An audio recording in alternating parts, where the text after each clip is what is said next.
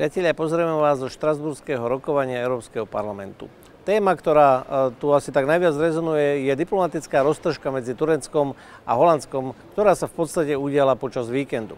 Pointa je taká, že 16. apríla sa bude konať v Turecku referendum o posilnení právomocí prezidenta voči parlamentu. Znamená to, že prezident Erdogan sa snaží sústrediť moc do svojich rúk, samozrejme s odvolaním sa na ten nedávny puč, ktorý sa tam udial. Lenže jeho ministri sa pokúšajú vycestovávať do enkláv, tureckých enkláv v susedných krajinách a tam si robiť k tejto veci kampaň, čiže posilovať nálady alebo vzbudzovať sympatie k tomuto referendu. K čomu došlo? Došlo k tomu, že holandské poriadkové sily zabránili vstupu tureckého ministra a rovnako sa niečo podobné stalo v Nemecku.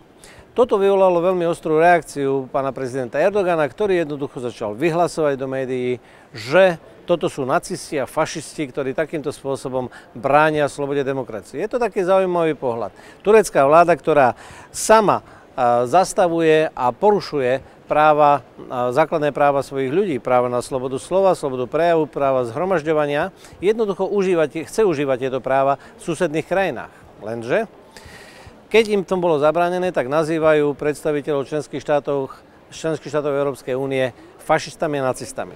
Je to veľmi paradoxné, pretože vieme, že Rotterdam bol počas druhej svetovej vojny práve nacistami totálne zrovnaný so zemou. Toto je však agresívna kampaň tureckej vlády a sú to skutočne poľutovaniahodné výroky na adresu ostatných členov Európskej únie. Nie je predsa možné, aby Turecko, ktoré už roky sa snaží viesť predvstupové rokovania o tom, ako vstúpiť do Európskej únie, takýmto spôsobom označovalo predstaviteľov iných členských štátov. Ako predseda Európskeho politického hnutia som podnietil vyhlásenie, ktoré žiada tureckú vládu, aby tieto výroky stiahlo a ospravedlnilo sa. Tento incident, ale aj podobné iné, len ukazujú, aký nezrelý je stav tureckej demokracie.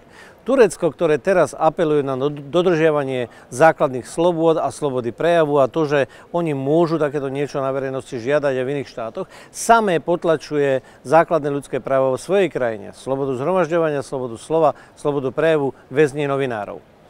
My jednoducho žiadame, aby európski lídri zastavili predvstupové rokovania s Tureckom a aby zastavili alokovanie prostriedkov, finančných prostriedkov, ktoré na roky 2014 až 2020 už boli pripravené, aby pomohli Turecku, aby sme ich dali Turecku. Viete, v akej výške?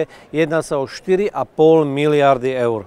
Sme presvedčení, že tieto peniaze sa nemajú ďalej čerpať na tieto účely a naopak rokovania s Tureckom o vstupe do únie sa majú ukončiť.